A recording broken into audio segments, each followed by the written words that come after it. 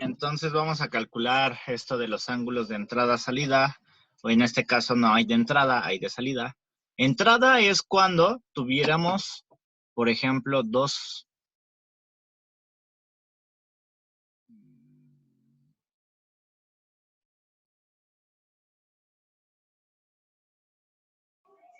tuviéramos, por ejemplo, un par de ceros complejos conjugados ahora y por aquí tuviéramos un par de raíces. Es claro que ese par de ceros van a ser atractivos, entonces van a hacer que este y este sean atraídos. Entonces, cuando calculamos de la misma manera los ángulos, cuando son los ángulos de salida es porque ahora tenemos algo así, de entrada es porque ahora se mueven y de alguna manera tienen que emparejarse o llegar al emparejamiento con el cero. Entonces ahí se llaman de entrada, pero es básicamente lo mismo. Nos ayuda a saber cómo están entrando los polos. O sea, pueden entrar así, podrían entrar así o directamente en una línea recta, pero es básicamente lo mismo, ¿no? Ver cómo a partir de dos complejos conjugados, ya sean polos o ceros, hay un cambio o hay un movimiento de los polos, porque siempre los únicos que se mueven son los polos. Bien, entonces recordemos que para hacer este cálculo, nosotros nos posicionamos justamente en medio del eje o donde está el eje real a la altura de nuestros polos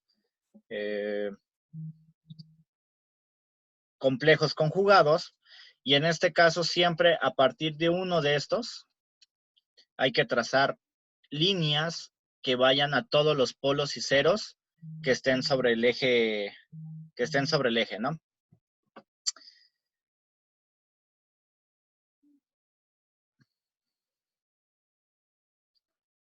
Bueno, entonces para este caso pues es relativamente sencillo porque pues para el caso, este caso que lo llamé teta 2, pues ese sabemos que siempre es 90 grados, ¿no? Porque es justamente, recuerden, el ángulo con el que se alza del eje real a donde ustedes trazaron su línea.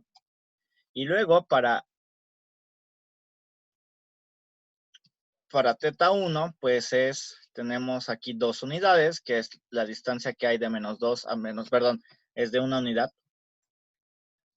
Una unidad porque es la distancia que hay de menos 2 a menos 3 es 1.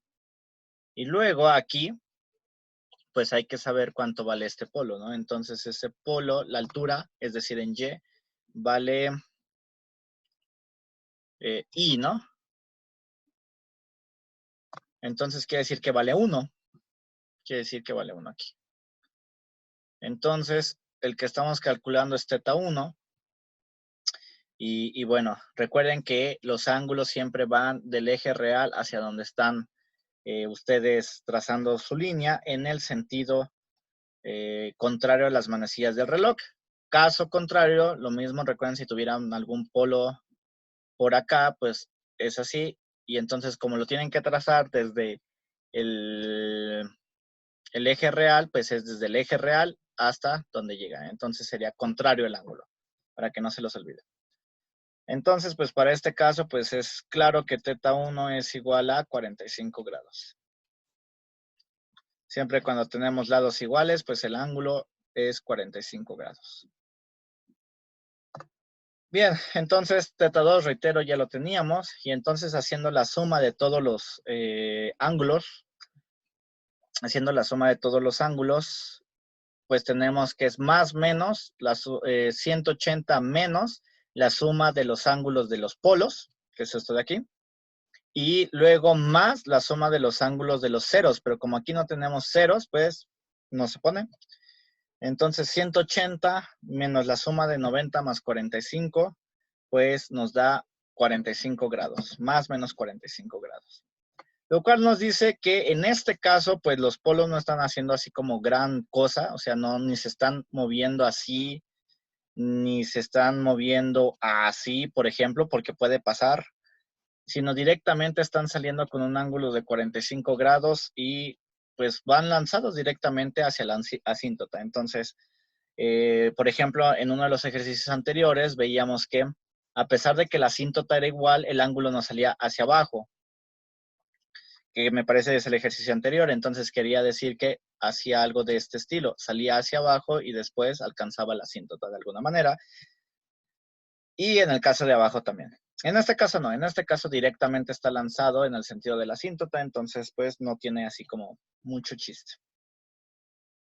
Entonces básicamente pues con este ya tenemos dibujado todo el LGR, tenemos el cruce con el eje imaginario, que es justamente se da ahí, tenemos los ángulos de salida, que es más o menos 45 positivos para el polo de arriba, 45 negativos para el polo de abajo, porque siempre están simétricos. Luego, sabemos que esos polos van a seguir la tendencia de mi asíntota, que sabemos que está a 60 grados. Sabemos que esto está a 60 grados. Esta de aquí está a menos 60. Luego sabemos que esto pues se va a ir al infinito. Y la asíntota aquí estaba en 180 grados. Calculamos nabla A y básicamente ya tenemos todo el lugar geométrico de las raíces. Entonces, ¿alguna duda? No. Bien.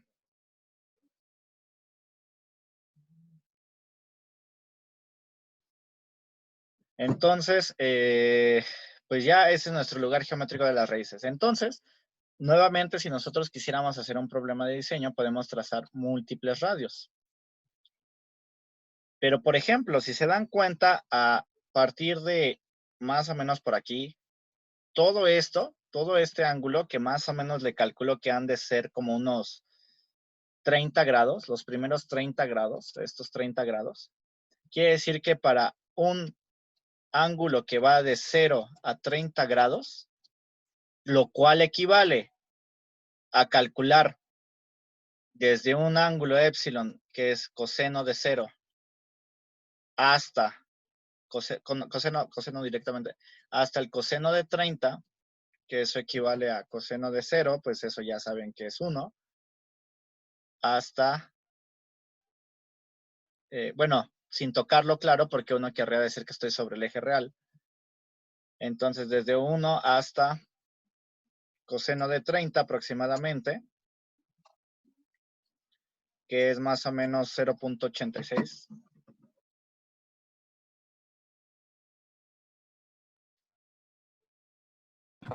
Sí. 86-60. Gracias. Entonces quiere decir que entre 1 a 0.86, jamás, que es todo esto, yo jamás voy a tener intersección con el lugar geométrico de las raíces. Por lo tanto, no existe controlador, no existe una K, no existe K que satisfaga esa condición. Satisfaga, pues que epsilon vaya de 1 hasta 0.86. No existe. O sea, si yo quisiera un máximo sobreimpulso que relacione 0.9, por ejemplo, no se puede. No van a encontrar ningún controlador, al menos de esta forma. ¿A qué me refiero con esta forma? Pues un solo controlador K. O sea, no lo van a poder encontrar. Si ya meten un controlador más sofisticado, evidentemente se puede, y quizá lo encuentren. Pero para este controlador en específico, quiere decir que de 0 a 30 grados yo no puedo, jamás voy a poder hacer que mi sistema se comporte con ese ángulo de 0 a 30 grados, lo cual equivale a un epsilon que vaya de 1, sin tocarlo claro, hasta 0.86. No hay, no existe. Entonces, estos rangos de valores no son realizables, no se puede. Por más que si yo agarro y sintonizo todos los valores de K, es más, varío desde K, el negativo que nos había salido, que es menos 15 hasta 104, si yo lo varío infinitesimalmente y mido todos los máximos sobreimpulsos, o más bien directamente mido todos los epsilon que puedo obtener, porque recordemos que ya habíamos concluido que desde 0 hasta 100, desde menos 15 hasta 104, que es todo esto, siempre voy a tener lugar geométrico de las raíces que tenga polos complejos. Si yo lo midiera, lo que iría viendo son cómo empiezo, por ejemplo, con un epsilon desde 0.01, por ejemplo. Voy subiendo, voy subiendo, voy subiendo, voy subiendo, voy subiendo, y cuando llego al 104, quizá, llego a 0.859, por ejemplo. Y ya, yo recorrí desde el -15 hasta el 104 y jamás pude hacer que el épsilon se comportara como 0.86 o mayor. Entonces, recuerden, si no toco el lugar geométrico de las raíces, entonces jamás voy a poder hacer que con ese controlador se pueda comportar dentro de un rango que esté aquí. Jamás, jamás, jamás, jamás. O lo cual equivale a un ángulo, ¿no? Una cantidad de ángulos. Todos estos ángulos. Por el contrario, si lo veo de la forma inversa, quiere decir que este es el punto mínimo donde toco, quiere decir que de aquí, y todo este radio, que son de a partir de 30 hasta los 90 grados, todo ese, es decir, el ángulo que va desde 30 grados hasta 90 grados, sin tocarlos, quiere decir que eso equivale a un épsilon que va desde 0.86, bueno, en el caso, desde 0.86 hasta, pues, 0, sin tocarlos, reitero. Aquí esto lo voy a hacer sin tocarlos. Entonces, quiere decir que voy desde 0.86 hasta 0. Entonces, solamente este rango, todos esos posibles épsilon, desde 0 hasta 0.86, sí los puedo tener. Otros, no se pueden. Entonces, sí queda claro esta parte de los rangos que son realizables. Sí.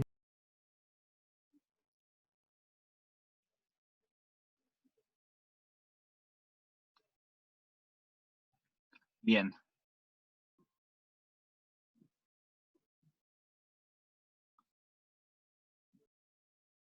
Entonces, ahora,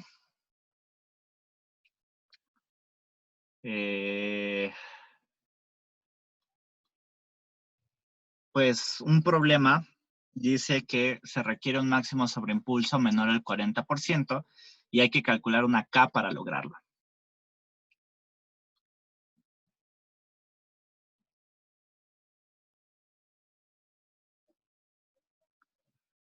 Entonces sabemos que el máximo sobreimpulso viene dado por esta ecuación, que es épsilon es igual a menos épsilon sobre la raíz de 1 menos épsilon cuadrada y todo eso por pi. Recuerden que para quitar el épsilon hay que utilizar logaritmos, logaritmo por un lado, logaritmo por el otro. Entonces, pues eso es logaritmo del máximo sobreimpulso igual a al menos épsilon sobre la raíz de 1 menos épsilon cuadrada, que es esto de acá, que esto ya lo habíamos hecho en clase. Luego, había que esto que estaba dividiendo lo pasábamos multiplicando acá, pero a su vez también había otro paso, que era que para quitar la raíz, pues hacíamos al cuadrado todo. Entonces, con eso nos quedaba esta parte de acá, el logaritmo del máximo sobreimpulso al cuadrado, y esto de aquí con un signo más ahora, épsilon cuadrada, pi cuadrada, que era cuadrar esta parte de acá. Entonces, recuerden que hay que siempre multiplicar aquí. No sé si en clase, la primera vez que se me hizo sin querer, me salté un logaritmo ahí y sin querer no lo puse en alguna línea, porque en una de las primeras tareas cuando tenían que hacer esto, estaba esto bien, luego estaba algo así como algo de este estilo, pero como copiaban y no analizaban lo que estaban poniendo, cuando en algún momento, si lo hice yo, porque no recuerdo si lo hice yo, factoricé y a lo mejor sin querer aquí le puse un 1. Y entonces lo que no me explica es cómo se supone que estaban llegando bien al resultado y después se saltaban ese 1, pero lo que me saltó a la duda pues es que lo hicieron todos, ¿no? Exceptuando un par de personas que lo analizaron, una persona lo analizó bien, otra persona se le ocurrió hacerlo directamente por resolver por la calculadora y le salió el resultado, lo cual también pues está bien. Pero esta parte solamente la copiaron y no analizaron, si es que yo me equivoqué ahí. Entonces recuerden, si están multiplicando, y en caso de que yo me haya equivocado ahí, si pueden corregir su apunte mucho más atrás de cuando estábamos haciendo esto y lo checan, pues a lo mejor sin querer lo hice de rápido y entonces no, cuando multipliqué, y yo ya lo pasé acá, sin querer me volé un logaritmo al cuadrado. No me acuerdo si fue el logaritmo del máximo sobreimpulso o el pi cuadrada, creo que fue el logaritmo. Entonces, y de todos modos, pues chequen lo que hacen, lo que apuntan para ver si después se supone que lo están estudiando, pues para que hallen si hay errores o no. Entonces, el logaritmo pasa multiplicando acá, que es justamente esto que tenemos acá, logaritmo del máximo sobreimpulso al cuadrado menos épsilon cuadrada, logaritmo del máximo sobreimpulso al cuadrado. Después, esto de aquí que tiene al épsilon, lo podemos pasar acá sumando, que es justamente esto, que nada más está reordenado, pero es lo mismo. Y finalmente pasar todo esto dividiendo. Entonces, una vez que lo pasamos dividiendo, tenemos esto de aquí, logaritmo del máximo sobreimpulso al cuadrado, entre logaritmo del máximo sobreimpulso al cuadrado más pi cuadrado. Y finalmente, despejando la raíz, pues tenemos que la raíz es logaritmo del máximo sobreimpulso al cuadrado entre logaritmo del máximo sobreimpulso al cuadrado más pi cuadrado. Entonces, ahí checan esa fórmula, ¿no? Por favor, por si se me pasó o lo anotaron mal, no sé. Reitero, para solamente un par de personas lo tenían bien, entonces me quedó esa duda de si lo había hecho sin querer, ahí me había comido algo, pero bueno, que de hecho creo que a algunos hasta les puse el comentario que no se podía perder la factorización, ¿no? De acá. Bien, entonces, bueno, por favor, si se necesita un MP de menor de 40%, pues eso, pues recuerden que es MP menor o igual al 0.4, ¿no? Entonces, para el 0.4 calculen el épsilon, por favor.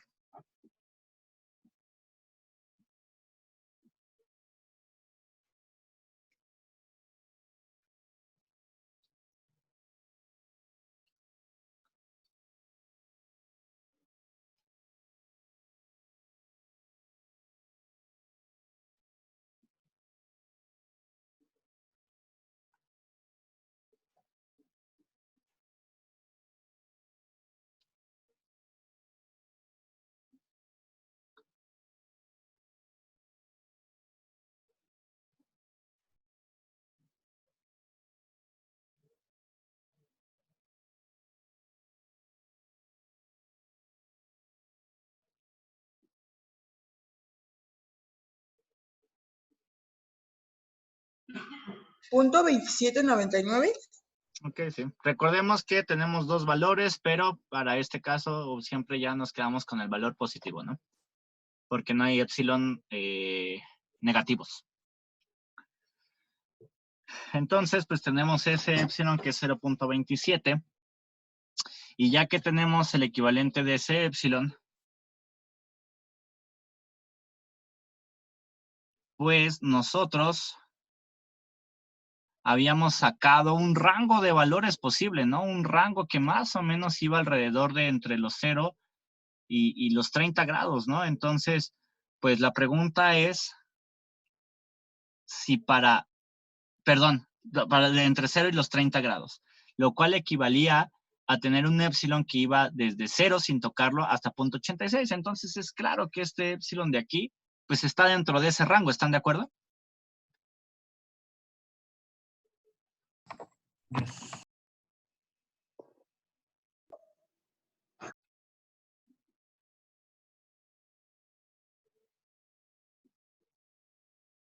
¿Sí? Sí, jefe. Ok. Sí, profe. Bien, entonces, sacando ese ángulo, pues ya saben lo mismo. Habría que hacer la intersección de algo, pues bastante, más o menos dibujada, una escala más o menos bien dibujada, Igualmente, pues si lo hago ahorita aquí, en mi escala está muy, pues muy mal. Entonces, más o menos lo que voy a intentar es un dibujo rápido, que lo voy a hacer creo que en OneDrive es donde tengo OneNote, perdón, es donde está entonces déjenles cambio la pantalla. Entonces, más o menos trataré de utilizar la cuadrícula. Entonces tenemos esto de aquí. Sí, todos ven ya la cuadrícula, ¿verdad? Sí, Inge. Bien, es que ven que luego Sí. se me olvida. Entonces vamos a trazar nuestro plano más o menos así. Esto más o menos así. Y entonces teníamos un polo. Teníamos 3 polos, uno en -3 y el otro en más menos, bueno, 2 más menos i. Entonces el primero en -3, vamos a agarrar pues cada 2 cuadritos una unidad. Una aquí, otra acá, otra acá. Entonces esto sería 1, -1. Esto de acá sería -2 y esto de acá sería -3. Entonces aquí tenemos el primero. Luego el otro está en -2 más -1. Agarrando la misma cuadrícula, esto sería i. Y esto de acá sería -i. Ya saben, como siempre yo, haciendo abuso de las notaciones. Bien, entonces el otro pues estaba en -2, estaba aquí, que es justamente -2 más i, y el otro -2 menos i. El ángulo, el nabla A, estaba en -2.33, es decir, si yo me acercara mucho aquí, -2.33, pues estaría más o menos pues como por aquí tal vez, ¿no?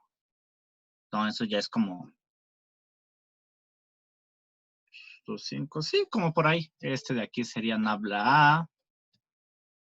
Nabla A. Entonces ahí está nabla A. También tenemos que de ahí se desprenden a 60 grados mis raíces, perdón, las asíntotas, entonces 60 grados, ese sí más o menos va a ser muy de buen cubero, 60 grados, pues si 45 está como por aquí, pues yo le calculo que pues 60 está como por acá y el otro 60 está como por acá. Bien, luego tenemos que la intersección con el eje imaginario, según lo que habíamos sacado, es más menos 4.123 J, ¿no? Entonces 4.123, pues si esto es 1, entonces aquí tengo 2i, 3i, 4i. Entonces a lo mejor mis asíntotas quedaron muy abajo, tal vez esos no son exactamente 60, los voy a borrar y voy a ponerle un poquito más alto los grados. Entonces, reitero, esto sería mucho más fácil con un transportador. Que el semestre pasado sí tenía transportador, pero lo perdí. Ojo. Más o menos las voy a poner por aquí. Entonces, pues 4.173, pues implica que el cruce está más o menos por acá. Eso de ahí es 4, bueno, lo voy a poner. Esto de aquí es 4i. Esto es 4i. Y el 4.173, pues seguramente está como por aquí. Más o menos por allí debe de estar el 4.123, sí. Aproximadamente, que es justamente por donde vamos a tener nuestro cruce. Entonces, y bueno, claro, de manera simétrica por abajo. Entonces, aparte habíamos obtenido, también lo voy a hacer, habíamos obtenido que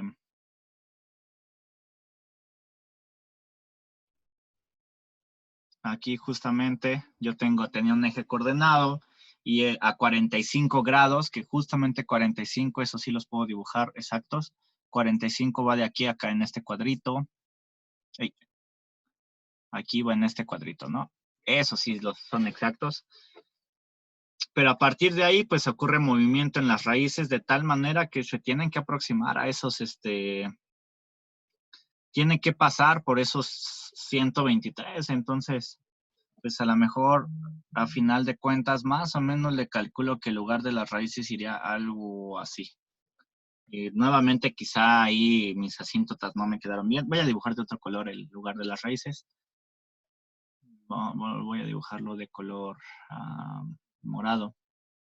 Entonces sabemos que el lugar de las raíces por acá.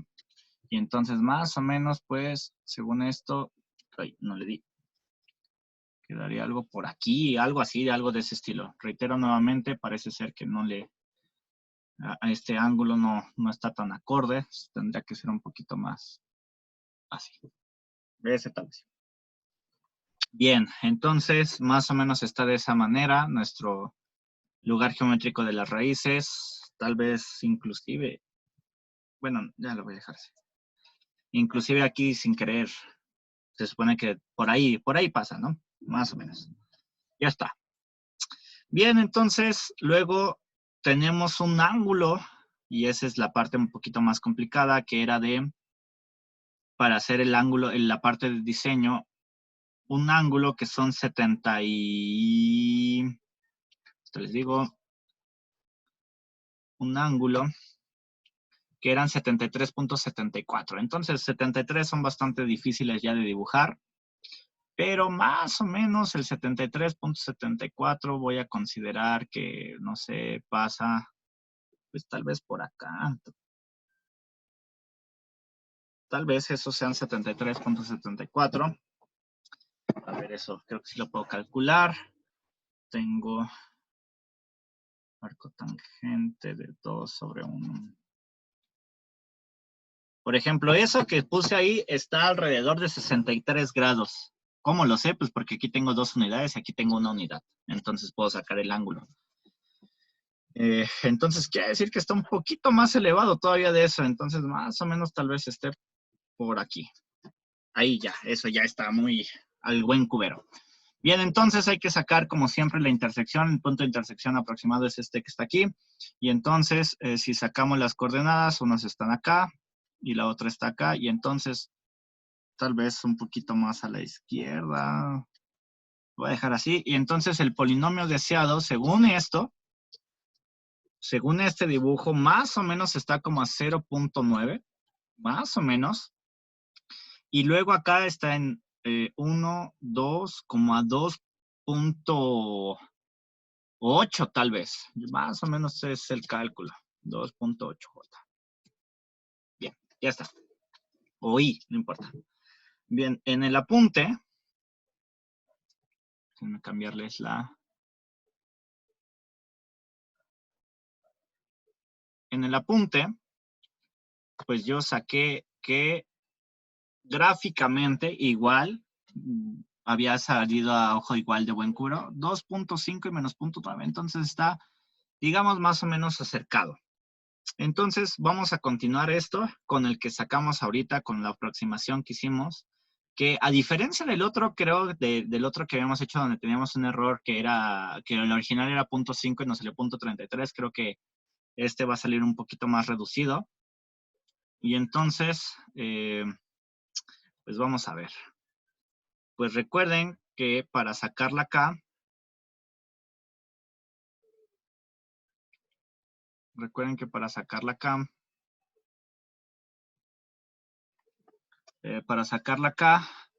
pues hay que hacer, sacarles la magnitud a QDS entre PDS,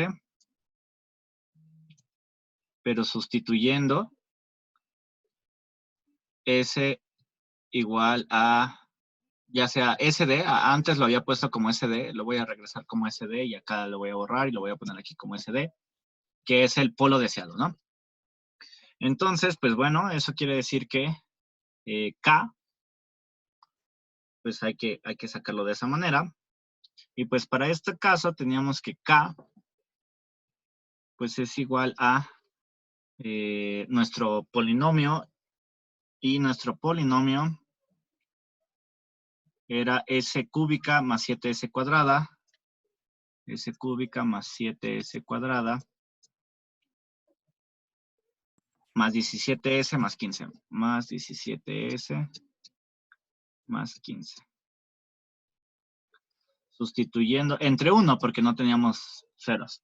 Sustituyendo es igual a menos 0.9 más 2.8J.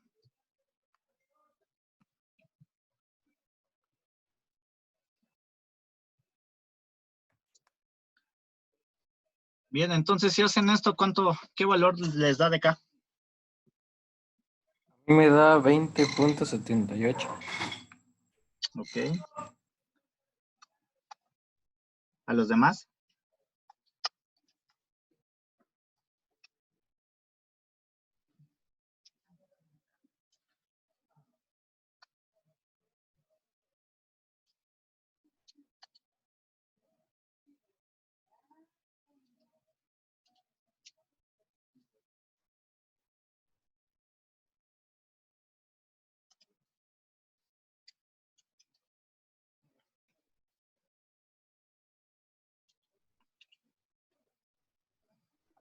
¿A los demás cuánto les sale ya finalmente la K?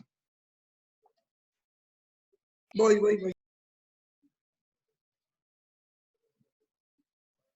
¿Cuánto habías dicho que te había quedado? 20.78. No, se me hace un valor un poquito abajo. Corrobora que hayas metido bien todas las constantes y que hayas metido bien la incógnita A. Bueno, guardado bien en memoria. Porque acá, o tal vez no, tal vez 20. Dices 20, ¿verdad? Bueno, tal vez. De 20 a Sí, 22. 20.78. Bueno, puede ser. Nada más, bueno, hay que ver qué. A mí me salió 21.28. No debería de variarles tanto en uno con el otro.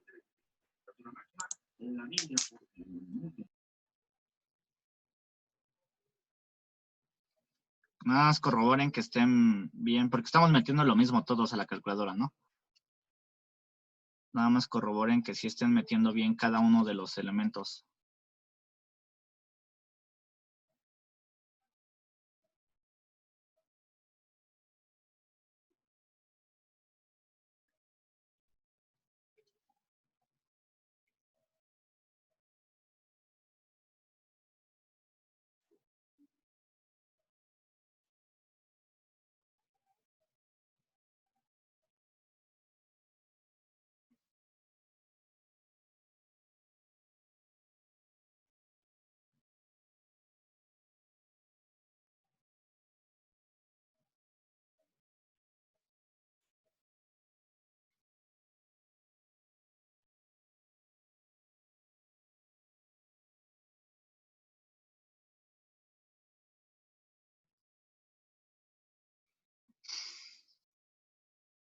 Entonces, ¿cuánto les dio? A mí me dio menos 29.07. El negativo puede ser porque no metiste adecuadamente un signo aquí. Recuerden que los polos siempre deben de ser negativos, pero a mí también me dio 29.20, positivo. Sí, Bueno. no metí el menos. Ajá, sí.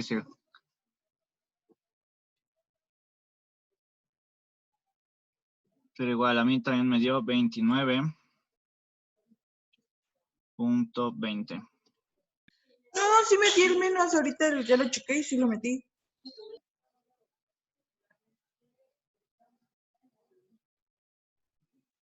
Pero es que ¿cómo está sacando la magnitud? Con el Chief Complex, 3 argumentos y eso. Apenas la voy a... Ay, no me da. Sí.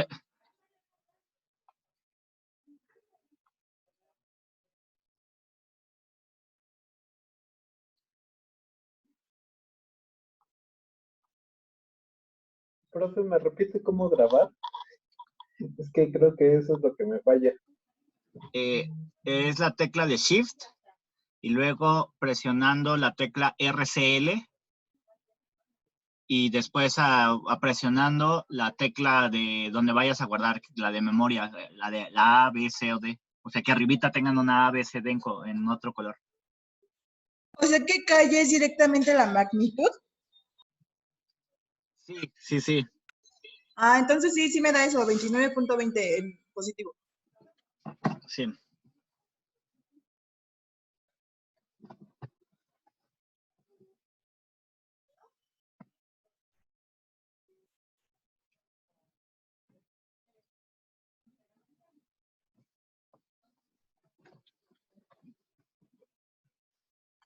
$29.20. Mientras también están de acuerdo que pues podríamos comprobarlo primero analíticamente si es un valor. Por ejemplo, la comprobación, que es igual como lo habíamos hecho antes, pues es agarrar el polinomio característico en lazo cerrado, igualarlo con 0, ¿no? Entonces será S cúbica más 7S cuadrada más 17S más 15 más K. Recuerden que el polinomio característico era más K. Entonces, para el caso de K igual a 29.20, podríamos hacer sustituirlo. De todos modos, los demás tienen que llegar a ese valor para que no les cueste trabajo hacer los ejercicios y el examen. Más 15 más 29. De una vez voy a hacer la suma. 29.20 más 15. Que son 44.2. Y esto es igual con 0.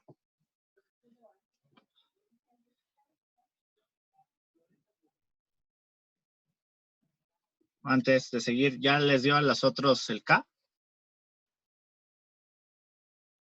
Sí. ¿Sí? Sí. Bien, entonces, ok. Ahora saquen justamente la evaluación del polinomio característico de lazo cerrado con esa K exactamente y qué raíz se les da. Menos 5.36. S1 es menos 5.36 y S2,3 es igual a menos 0.81 más menos 2.75. Entonces, si se dan cuenta, podemos hacer la comparativa. Si fuera exactamente igual. Se va a acabar el tiempo. Ah, ok. De una vez reiniciamos, ¿no? Por favor, una vez más.